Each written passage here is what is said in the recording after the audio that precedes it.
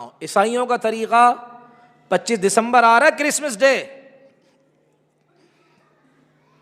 ہمارا اچھا خاصا طبقہ، ہمارے کالج یونیورسٹی کے پڑھے ہوئے لڑکے اور لڑکیاں 25 دسمبر کو ایک دوسرے کو کیا ہے، مسلمان بھی ایک دوسرے کو وش کر رہے ہوتے ہیں، پتہ نہیں کیا کیا ہے وہ، ہمیں تو انگریزی بھی نہیں آتی مصیبت مارے، تو وہ ایک دوسرے کو کیا ہے، happy Christmas day, happy Christmas day. پھر وہ آگے سے تبادلہ خیال ہوتا ہے، جوابات دیے جاتے ہیں. میرے محترم، جس نے یہ دیا کلمہ پڑھے، کلمہ.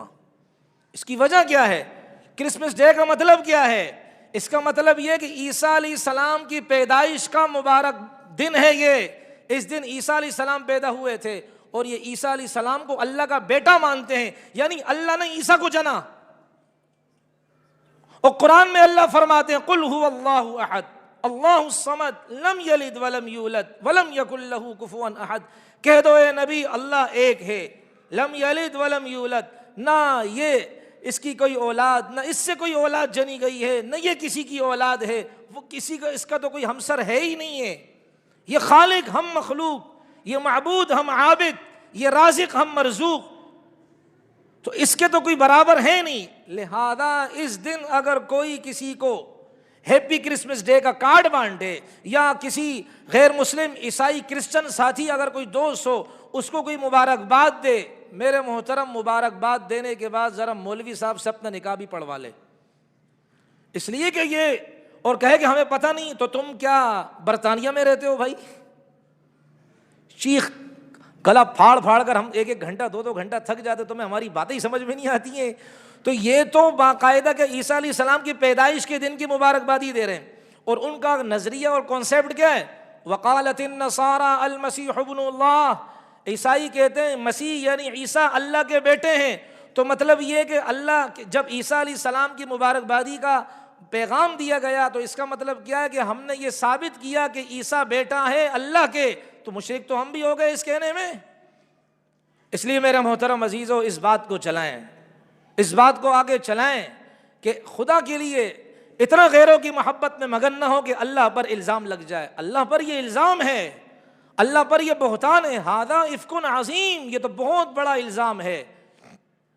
تو یہودیوں کی نقل ہے، عیسائیوں کی نقل ہے، اور نبی علیہ السلام ہر وہ عمل جس میں عیسائیوں کی نقل ہوتی تھی، یہودیوں کی نقل ہوتی تھی، آپ علیہ الصلوۃ والسلام نے امت کو منع کیا ہے. تبھی تو ماشاءاللہ ہمارے جوان الحمدللہ ان کے بارے میں رپورٹیں آتی ہیں، بہت خوشی ہوتی ہے. مسئلہ یہ پہلے بیان کیا تھا نا کئی دفعہ کہ قبرستان میں جب جائیں تو آخر میں قبر کی طرف رخ کر کے دعا نہ کریں. کیوں؟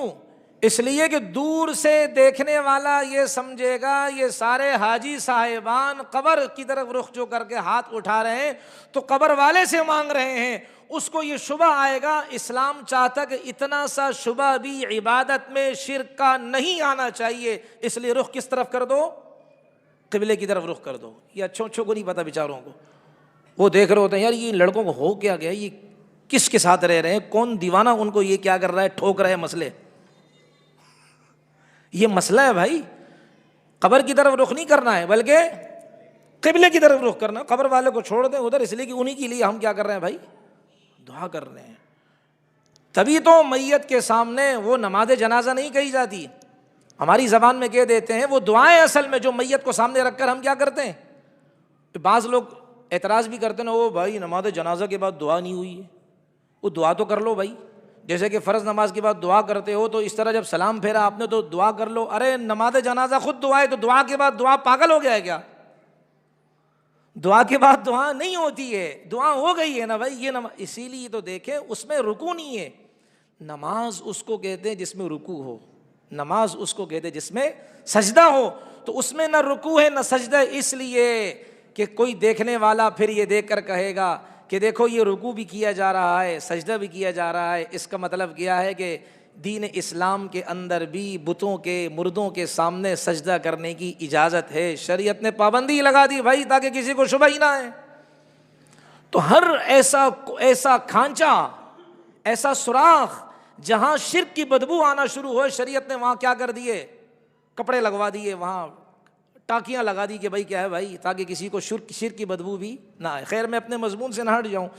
تو شریعت نے فرمایا کہ اس حالت میں وہ بیچاری خاتون اگر اس کے ساتھ یہ حالت آ گئی، یہ تو اللہ کی طرف سے ہے، قربان جائیں سید عائشہ صدیقہ عائشہ، بار بار انہی کی باتیں آ رہی ہیں، اللہ ان کی قبر پر کروڑوں رحمت نازل فرمائے۔ آپ علیہ السلام حجۃ الوداع، آپ علیہ السلام نے زندگی میں 1 حج 4 عمرے کیے ہیں۔ رسول پاک علیہ الصلوۃ والسلام حجۃ الوداع کے لیے جا رہے ہیں، یہ پیغام ہے کہ بس اب دنیا سے جانے والا ہوں، اور اپنی ساری گھر والیوں کو لے کر جا رہے تھے رسول اللہ صلی اللہ علیہ وسلم۔ تو ایک مقام پر جب پہنچے، حضرت عائشہ رضی اللہ عنہا کو یہ عذر آنا شروع ہو گیا، رو رہی ہیں، اللہ کے رسول اب کیا ہوگا، حج ہے۔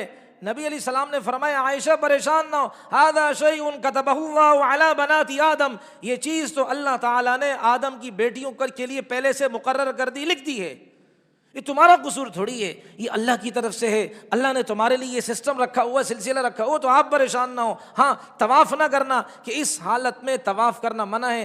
طواف ایسا ہے جیسے کہ نماز، اور نماز تمہارے لیے پڑھنا ناجائز، تو طواف کرنا بھی ناجائز ہے۔ باقی سارے اعمال کر لو، جب تم پاک ہو جانا آخر میں جا کر یہ والا کیا کرنا، طواف کر لینا، تو تمہارا حج ہو جائے گا، پریشان ہونے کی ضرورت نہیں ہے۔ تو یہ شریعت نے فرمایا کہ بھائی سارے کام انسان کیا کر سکتے ہیں، اصنعوا کل شیء الا النکاح، لیکن صحبت اس حالت میں نہیں کر سکتے، واضح کہا۔ مسروق رحمۃ اللہ علیہ بڑے زبردست قسم کے آدمی ہیں، یہ سواری پر سوار ہوئے، سیدھا آئے سیدہ عائشہ رضی اللہ عنہا کے حجرے کے پاس۔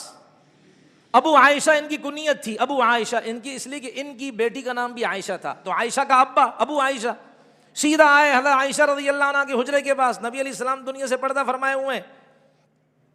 ادب دیکھو، پہلے کہا الصلاۃ علی النبی وعلی اہلہ، اللہ کی طرف سے رحمتیں ہو محمد الرسول اللہ صلی اللہ علیہ وسلم اور ان کے اہل خانہ پر۔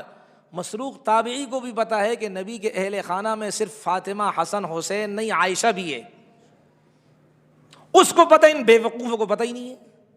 وہ کہہ رہے الصلاۃ علی النبی، رحمتیں ہوں محمد الرسول اللہ پر، وعلی آلہ، اور نبی علیہ السلام کی جو اہل ہے، بیوی سیدہ عائشہ، میں ان کے پاس آیا ہوں، میں ان کو سنانا چاہ رہا ہوں، ان پر بھی اللہ کی رحمتیں ہوں۔ سیدہ عائشہ رضی اللہ عنہا نے فرمایا یا ابا عائشہ، اے ابو عائشہ، اے عائشہ کے والد، خیریت؟ اماں جان بات ایسی ہے کہ میں پوچھنا چاہ رہا ہوں لیکن ہمت نہیں پکڑ پا رہا۔ تو عائشہ نے کیا فرمایا، گھبراؤ نہیں، انما انا امک وانت ابنی، ارے بھائی میں تمہاری ماں ہوں، تم میرے بیٹے ہو، ماں بیٹے میں کیا پڑتا، بات کہو۔ حضرت عائشہ فقیہہ امت تھیں، تو نے کہا اماں جان مسئلہ یہ والا مسئلہ پوچھا کہ اس طرح کیا ہے، مجھے شرم تو آ رہی لیکن آپ نے فرما دی تو پوچھ رہا ہوں کہ کیا اس حالت کے اندر کوئی مرد اپنی اہلیہ سے نفع حاصل کر سکتا ہے؟ حضرت عائشہ نے فرمایا صرف قربت مخصوصہ کے علاوہ باقی ان سے نفع حاصل کر سکتا ہے، کھا پی سکتا ہے، باتیں کر سکتا ہے، رہن سہن اختیار کر سکتا ہے، لیٹ سکتا ہے، سو سکتا ہے، سارے کام، لیکن قربت مخصوصہ نہیں کر سکتا۔ اتنی ساری دلیلیں آ گئی ہیں، اب کس بات کی دیر ہے؟ تو یہ اللہ تبارک و تعالیٰ نے فرمایا قل هو اذن، یہ گندگی ہے، اس میں اپنی گھر والوں کو الگ کر دو۔ الگ کرنے کا مطلب وہ یہودیوں والا الگ نہیں کہ الگ سے ڈیڑھ کمرہ لے کر دے دو اور پھر کیا ہے 15 دن بعد پھر واپس بلاؤ، پھر لے جاؤ، پھر بلاؤ، پھر بلاؤ، یہ سلسلہ نہیں۔ یہ مطلب کیا ہے کہ اس کام کے اعتبار سے الگ کر دو، کہ قربت نہیں اختیار کرنا، باقی کھانے مانے ان سے پکائے رکھو، ان کی خدمت میں مت کیا کرو، یہ مطلب ہے اس کا۔ سمجھ آ رہی بات؟ آگے اللہ تبارک و تعالیٰ فرماتے فَإِذَا تَطَهَّرْنَا، جب وہ پاکی حاصل کر لیں، فَأْتُوهُنَّ مِنْ حَيْثُ، اصل میں ایک وعیدیں کچھ آ رہی ہیں، وہ اگلی آیت جو ہے اس کو ملاؤں گا، پھر وعید عرض کروں گا۔ بڑی سخت وعید ہے حالت حیض کے اندر قربت حاصل کرنا، اور ایک اور حکم آگے آ رہا ہے وہ میں عرض کر کے وہ بات اس پر عرض کروں گا۔